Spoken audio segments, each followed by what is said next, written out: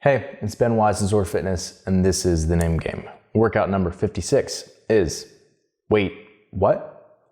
3 rounds for time with a 17-minute time cap. We got 63 wall balls, 36 GHD sit-ups, and 3 cleans. I'll start with the cleans. The clean weight is 275 pounds for males, 175 pounds for females, or 90%, and that's whichever is less for you. So calculate 90% of your max clean. You're gonna use whichever one is lighter. For the wall balls, it's the standard height that we've always used for the open and for qualifiers. It's 20 pounds for men, 14 pounds for women, 10 feet for men, 9 feet for women. Now for the GHD sit-up. From the top of the pad to the floor, so the surface that you're actually gonna be touching, it needs to be 40 inches for males and 37 inches for females. If it is not to do that height, typically it's higher than that. Just put some sort of a pad or something under, so it's actually accurate to that height, make your life a little bit easier. And it's also just important to kind of get in the rhythm of touching that to that height, because that's probably what's gonna be the case if it comes out in quarterfinals like it did last year. So, if you don't have a GHD, because I know some people don't, right? You can either sub 1-to-1 for toes to bars. So in other words, it's 36 GHD sit-ups, so you'll be doing 36 toes to bars, or you could do 50 AbMat sit-ups in place of those 36 GHD sit-ups. Let's get into standards. For the wall ball, where your ball impacts the wall needs to be above the 10 or 9 foot mark. So the lines on here, again, where the ball actually contacts the wall needs to be above that. Some of the mass of the ball might be below that line, but where it impacts the wall needs to be above that line. And then hip crease below the knee in the bottom of that squat for the wall ball. For the GHD sit-ups, you have to touch the pad at the start of each rep. So in other words, when you get up onto the GHD, put your feet in, make sure you touch the pads of your feet before you enter rep 1. And then you have to reach back and touch. You have to reach back. You can't reach out and around. I don't know why. I think that's a weird standard, but that's what these in quarterfinals, so that's what we're gonna use.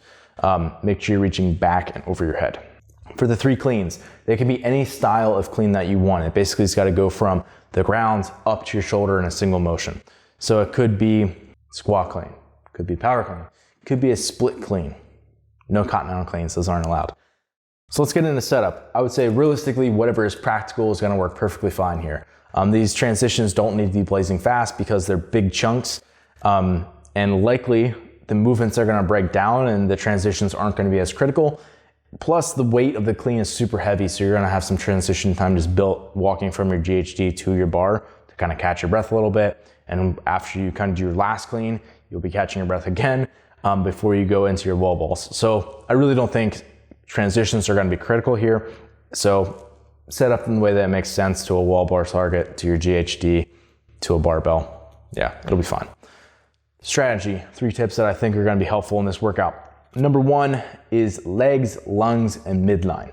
I'm not really referring to the other movements, like the 3 movements being each one of those. I'm saying those are the 3 things that are going to make this clean really challenging, right? So yes, this is a heavy clean, but it's gonna be made even harder by the fact that your legs are gonna get tired from the wall ball. Your lungs are tired. Like your breathing's gonna be elevated because of you're doing fitness, you're testing a workout. And your midline's gonna be obviously fatigued because you just did a bunch of sit-ups. And also wall balls are kind of known for a lot of people actually blow up their back, not just their legs. So that combination there is like, okay, my back's tired, my abs and my core and my brace is a little bit more tired, and my legs are tired from the wall ball, and I'm breathing hard.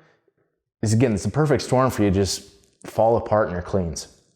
So what that means is you want to be a little bit more conservative in your pacing in the other parts of this so that you can minimize the effect of those 3 things like lungs, legs, midline, so that those are a little bit more conserved so that when you get to the cleans, you're not missing reps, because that will certainly cost you.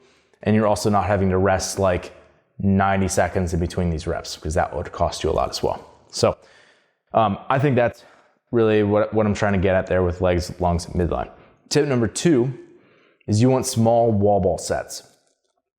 It's easy when you feel fresh to take a big set of wall balls. It is a trap. Don't do it. Yeah, break them up frequently. I don't think there's anything wrong with sets of 10, right? I really don't. And I don't think that's where you're gonna lose or gain a lot of time in this workout. I think a lot of the time is either gonna be if people just haven't had the GHD volume and that's completely falling apart for them, where they're having to take their feet out and really rest for 30 seconds in the middle of their GHDs. That'll obviously slow you down a lot. I think the most time is gonna be lost resting before you're doing your cleans because you wanna feel good enough where you know that you're not gonna miss a rep. And it's gonna be, again, really costly if you do miss a rep. So make sure that you are maximizing your ability to get to those cleans and move quickly, which is done by minimizing the amount of fatigue that you're accumulating in the GHDs and in the wall balls. So small sets of wall balls.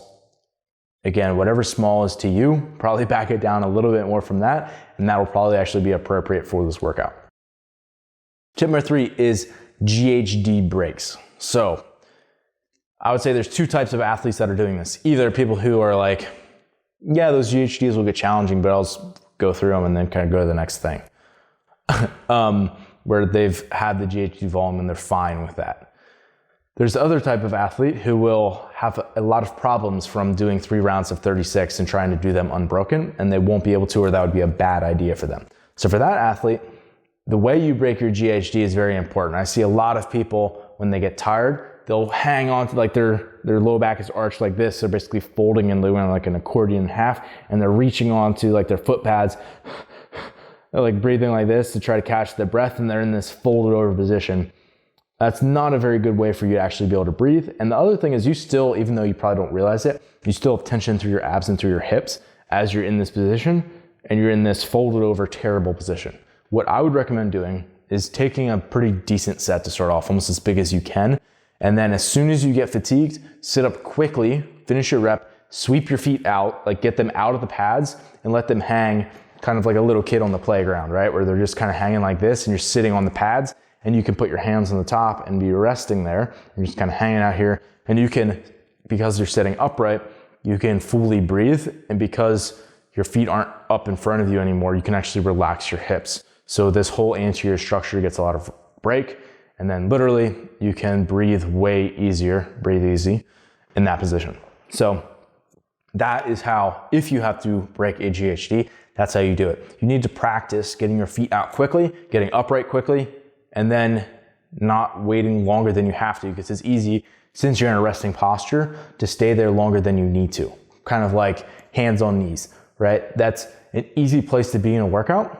And it's a place that I actually recommend athletes going to, because you can ventilate very well in that position. However, that's not an excuse not to manage your rest time effectively and get back into the work as soon as possible. So when you break your GHDs, do them that way, but don't let that be an excuse, and don't let that transition time be slow because you're kind of getting sloppy with how you're putting your feet in and out. It needs to be quickly out, quickly upright, breathe fast, right? Actually recover your breathing. Get the feet back in quickly and start your reps again quickly. It's like breaking a handstand push-up. You kick up quickly, you kick off the wall quickly, and you do your reps quickly. So that's how you minimize time under tension, and that's how you maximize, getting more reps in less time, because you have less time under tension. If you're somebody who's watching this and you're not subscribed to the protocol yet, you're not a member of Pro, you can get a 7-day free trial if you go to zoarfitness.com/pro-trial. Be sure to check it out. For everybody else, best of luck on wait, what?